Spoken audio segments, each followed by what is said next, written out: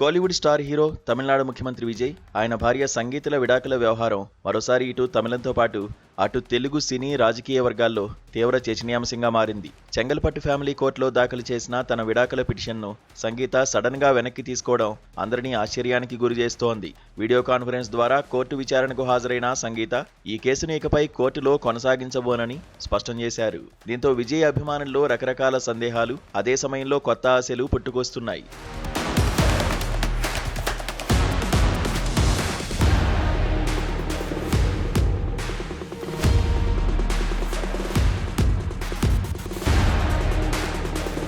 విజయ్ రాజకీయ ప్రచారంలో మునిగి తేలుతున్న సమయంలో సంగీత ఆయనపై సంచలన ఆరోపణలు చేస్తూ విడాకుల పిటిషన్ దాఖలు చేసిన సంగతి తెలిసిందే.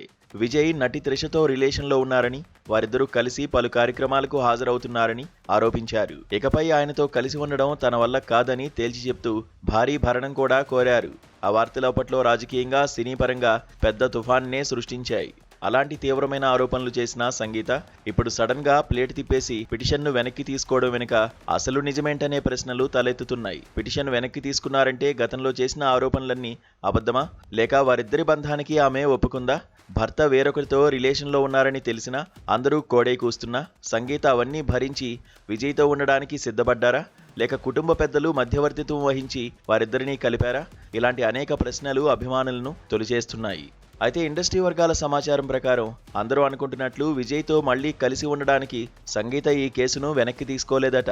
వారిద్దరూ మళ్లీ కలిసిపోతున్నారనే వార్తల్లో నిజం లేదని తెలుస్తోంది. కోర్టు ద్వారా ఈ వివాదాన్ని రచ్చకెక్కించకుండా మీడియా ప్రచారానికి దూరంగా ఉండడానికే సంగీత ఈ నిర్ణయం తీసుకున్నట్లు సమాచారం. ముఖ్యమంత్రి హోదాలో ఉన్న విజయ్ గౌరవానికి భంగం వాటిల్లకుండా చూడాలని కుటుంబ పెద్దలు మాట్లాడడంతో ఆమె కన్విన్స్ అయ్యారని అంటున్నారు. లీగల్ పోరాటం కాకుండా ఇంటి సమస్యను ఇంట్లోనే పరిష్కరించుకోవాలనే విజయ్ ప్లాన్ ప్రకారమే ఇది జరిగిందని సమాచారం. మరి ఇందులో ఎంతవరకు నిజముందో రానున్న రోజుల్లో తేలనుంది.